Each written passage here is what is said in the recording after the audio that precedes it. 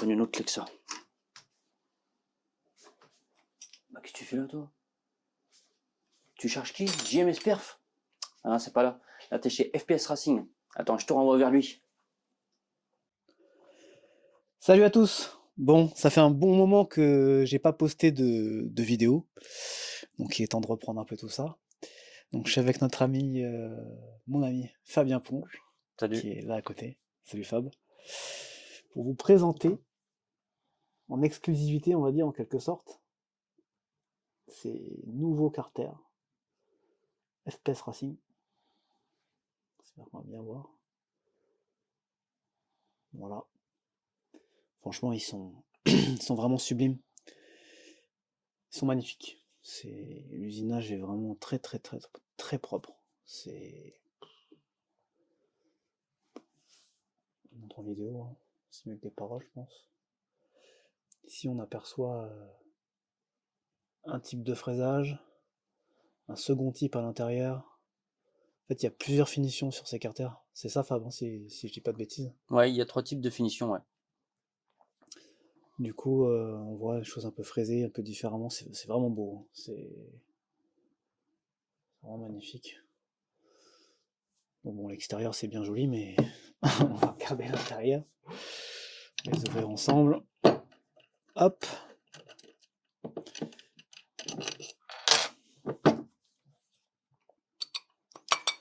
Donc là, déjà, moi, ce que je vois, donc, pour la petite histoire, j'ai eu plusieurs types de carters dans les mains. Presque tous, sauf ça Mathias, je crois. Ouais, ça Mathias, je les ai pas vus. Bon, si je les avais vus, ils sont beaux aussi, mais bon, dans ces carters, c'est vrai que quand on les prend, tout de suite, tout s'emboîte parfaitement. Il n'y a aucun jeu, on n'a pas de chanfrein ici, pour avoir des prises d'air. Ici, c'est pareil, c'est bien plat. Voilà, des choses que j'ai vues sur d'autres carters qui posent vraiment beaucoup de soucis, il n'y a pas de problème. Il n'y a pas de problème de coaxialité, de concentricité. Vraiment, tout est parfaitement aligné. C'est quand on met les goujons et qu'on emboîte le cylindre dedans, le cylindre il rentre vraiment parfaitement. Ça c'est vraiment bien, je reviendrai là-dessus après. Ensuite, vous avez à l'intérieur les petits pions, c'est normal, ils sont pas encore, faut que je les perce. Hop, les deux petits pions. Dessus, ceux-ci, ce sont des nouveaux carters pour mon 100cc. On va y venir après. À la base, j'avais donc des carters ETEC. Les carters ETEC sont des carters qui sont franchement performants. Enfin, Fabien les avait avant. Voilà, ceux qui roulent en carter ETEC, je sais même sur piste, en sont contents. Voilà. Juste, ils peuvent présenter certaines fois moi perso, hein, enfin, des problèmes dans les roulements, ce genre de choses, ou des petits usinages, les petits perçages, voilà, pas de cette qualité, quoi. Voilà, ils sont pas très chers, donc bon bah voilà, hein, c'est. Moi par exemple, mon cylindre est un peu dur à rentrer dans les carters ETEC. Voilà, j'ai dû reprendre un peu les goujons pour les affiner de façon à ce qu'ils soient un peu libres. C'est toujours un peu dur. Bon, c'est le principal défaut moi de mes carters. Sinon ça fonctionne, hein, ça a sorti 31,8 ou 9 chevaux chez Zinzin Préparation. À la roue ou rouleau brut, je sais plus exactement, mais c'est quand même déjà quelque chose de puissant. Et donc ça fonctionne, ce type d'admission fonctionne. Donc là on est voilà, c'est une version vraiment différente, hein. Peut-être on a l'impression que ça ressemble, mais c'est pas du tout la même chose. Euh, voilà, à l'intérieur, donc là je pense qu'on va bien voir. On a ici en fait une sorte de bosselage. Moi j'ai des carters Too Fast et il y a ça à l'intérieur. Donc voilà, pour vraiment rediriger le flux. On va créer une sorte de venture, on va bien le voir là je pense. Ici pareil, on a un bosselage. Donc moi je pense que ça a un effet. Donc là on va le tester sur ma machine, hein, de toute façon. Le but de ces carters c'est de les mettre sur mon 100cc, donc la machine blanche, avec le moteur nitro, enfin Vilo nitro, cylindre nitro. Voilà. Tout est nitro. Donc voilà, c'est le but de ces carters. Donc là c'est vraiment pour un montage nitro, hein, c'est vrai que je ne l'ai pas dit. On ne peut pas monter du derby là-dessus, on a beaucoup de gens montent du derby. C'est vrai que nous, Fabien, Tonio, que vous connaissez aussi, Magnum Racing XR, tous ces gens-là, enfin, on monte tous ce type de vilebrequin, nitro, et des cylindres nitro. Voilà, moi personnellement, je préfère le Vario.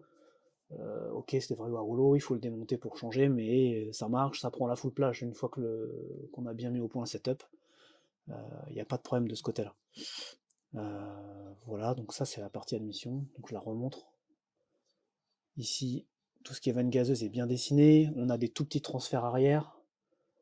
Ici, on a un petit transfert sur les côtés, alors c'est fait exprès, hein. Moi, je sais que j'en avais parlé beaucoup de fois à Fabien. Les carters RTEC qui sont livrés avec d'énormes transferts ici, et du coup, bah, quand on prend n'importe quel cylindre, bah, souvent le cylindre, bah, il est plus petit que ce qu'il y a déjà. Donc ici, il n'y avait pas de matière. Là, c'est vraiment différent. Donc là, ça laisse de la liberté à la personne de faire tous ces usinages.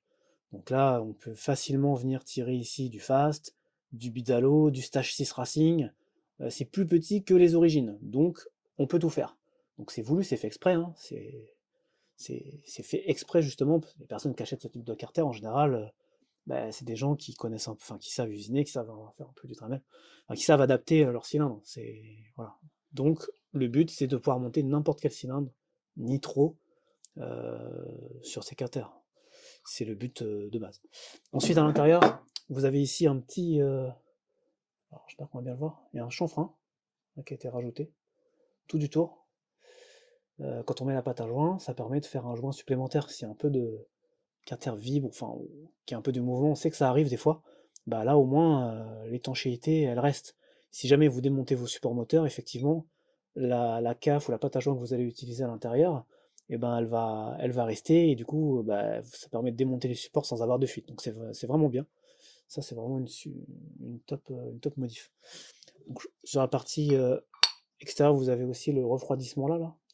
Voilà, je sais qu'aujourd'hui, enfin, bon, j'ai roulé à côté de Fabien, qui les a sur sa machine, et c'est vrai qu'à l'arrêt, ces carters, enfin, quand on s'arrête, ils sont quand même relativement froids. Comparé à des carters taille masse, à d'autres carters taille masse, pardon, ou sur ces autres carters taille masse, ils sont là. Ceux-là, moi, c'est les carters de ma machine, de mon 100 fast, ils sont tout le temps chauds. Quand je les chauffe pour installer le vilebrequin dedans, il faut que j'attende au moins plus d'une demi-heure, et encore une demi-heure, c'est toujours chaud quand on les touche. Donc voilà, là il semblerait pas y avoir ce problème-là avec ces carters, donc c'est plutôt cool parce que c'est pas la même matière. Ici, là, on a un creux pour le joint spi. Il va être un peu reculé, comme ça il sera pile poil à la cote origine. Sur un sans face, ça pose pas de problème, et sur certains vilebrequins, on s'est rendu compte qu'il y a les deux petites nervures pour la pompe à huile, donc le joint spi pourrait ne pas tomber au bon endroit. Donc bon, ça c'est un détail, moi c'est pour du sang, donc il n'y a pas de problème. De l'autre côté, ce qu'on voit jamais presque, gros joint spi pour passer le deuxième joint spi côté variateur de nitro, qui est plus grand. Voilà, comme ça évite d'acheter deux kits de joint spi, parce que souvent les propriétaires de nitro, carter taille et masse savent qu'il faut acheter deux kits. Là, c'est pas le cas. Donc, c'est vraiment du plug and play. Enfin, c'est vraiment bien, quoi. J'avais pas encore vu ça, donc c'est vraiment top. Petit chanfrein ici, de l'autre côté, pareil. À l'intérieur aussi, des rayons. Tout est rayonné, il n'y a rien de droit.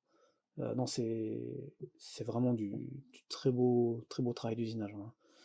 Serrage déroulement, on est bon. Ils sont contrôlés à l'usine. Ça, c'est top. Et j'ai pas précisé, mais c'est du Made in France. Donc, voilà, fabriqué en Auvergne. Donc c'est vraiment dessin français, fait en France, c'est du pur français. Donc voilà, enfin, franchement, ça respire la qualité. Et là, c'est pas qu'une vidéo parce que c'est bling bling et que ça brille. Parce que j'ai déjà vu des présentations de Carter sur YouTube. C'est beau, ok, c'est bon, allez-y quoi. Là non, je crois pas, non. Là, ils ont été contrôlés, tous les jeux, tout a été contrôlé. Coaxialité, tout, sur des vraies machines. Enfin, c'est vraiment du top matos. Donc voilà, je vous les remontre encore un petit peu. Vous voyez, donc c'est bien large sur les côtés, pas de fuite. Donc j'ai sorti d'autres carters derrière pour vous montrer. Donc ça, ce sont mes carters de nitro que moi j'avais fait, hein. Donc rien d'exceptionnel, hein. Transfert, hein, comme on peut voir. Et vous voyez ici, c'est très fin. D'ailleurs, sur les cylindres sans face, ici, la forme est plate. Il n'y a aucune matière. Donc moi, je les avais surfacés. Et même avec tout ça, vous voyez, tout ça là, la cave qu'on peut voir, c'est tout des prises d'air en fait. Parce que ces carters sont poreux. Alors je sais pas si on va bien voir à l'intérieur. Si on voit, il y a plein de petits trous. Et en fait, par capillarité, comme c'est de l'alu moulé, coulé, usiné, et ben en fait quand on les coupe pour faire un sang, par exemple, en l'occurrence là c'est un sang dans la cale intercartère, et ben on a toujours des fuites. Donc toujours on est obligé de combler à la cave, Tonio c'est pareil, on s'est rendu compte de ça, et donc c'est vrai que moi j'ai arrêté de les utiliser à cause de ça. Il y a tout le temps des fuites, donc ça marche très bien, hein, ça fonctionne, hein. Euh, voilà, sur celle de Tonio, sur ma machine, ça marchait très bien. Mais c'est vrai que déjà la V-Force 3, moi je préfère. Je pense qu'elle apporte quelque chose. Je suis pas sûr qu'en carter nitro découpé on puisse sortir autant que ma machine a sorti. Et puis j'ai senti moi la différence de toute façon quand j'ai changé de carter. Donc du coup, pour tous ces problèmes qu'on peut rencontrer, pour la fiabilité, puis aussi l'aluminium, hein, la portée des roulements c'est pas éternel, c'est un 100. Si on regarde à l'intérieur, on voit il y a des petites traces, voilà, ça va s'user. Sur ce type de carter, à mon avis, on est moins assujetti à avoir ce type de problème. Voilà, là on met sa pâte à joint, les portées elles sont quand même énormes, il n'y a pas de petites sections, voilà, c'est la fiabilité. On serre avec les supports, le mieux c'est quand même de les faire avant, je pense. On serre tout ensemble et puis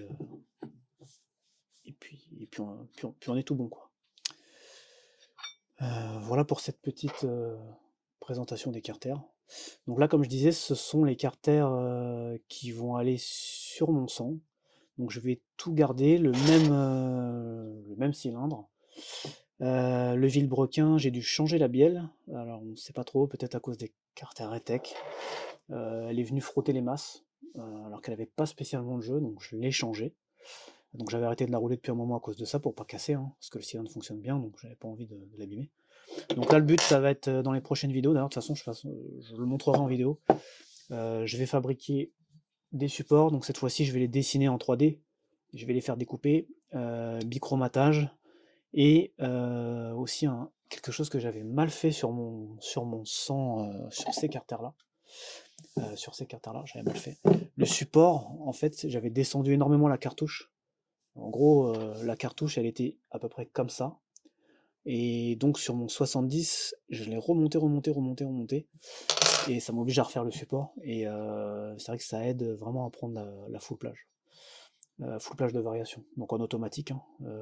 Aujourd'hui je suis en full auto, alors qu'avant je n'y arrivais pas, donc maintenant ça fonctionne, donc j'ai résolu ce problème, donc c'est cool. Donc on va répliquer ça sur ce type de carter. Alors du coup je parlais des supports juste avant. Donc du coup ils vont être dispo donc avec ou sans support, mais les supports seront aussi disponibles découpés au laser, comme j'ai dit, donc version MBK 51, version 103, version avec les platines prêtes pour adapter un double ressort ou un vérin. Donc il y aura plusieurs versions disponibles.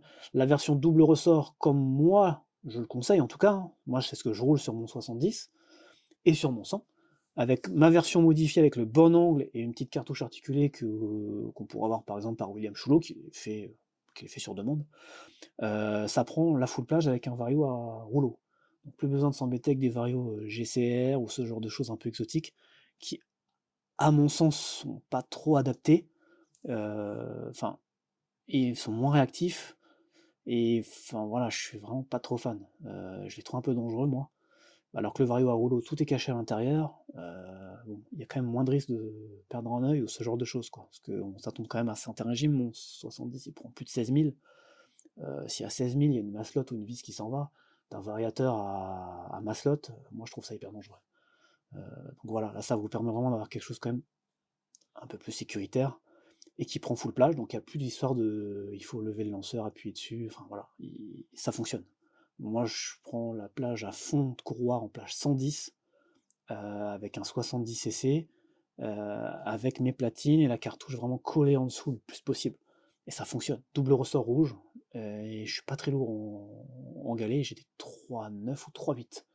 Donc c'est vraiment léger. Et ça fonctionne. Donc voilà, on est sur des cartes à taille masse aussi. Ça fonctionne bien.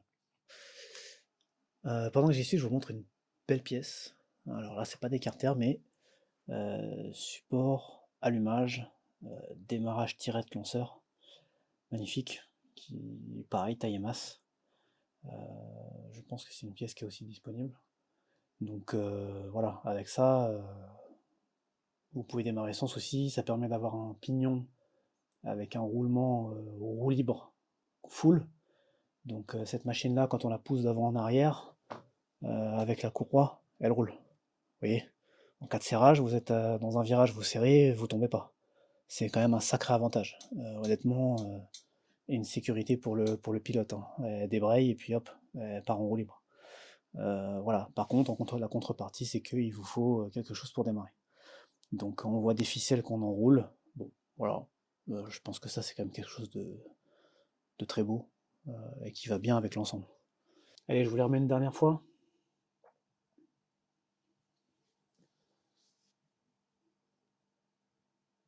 Et après, je vous laisse sur ces quelques images.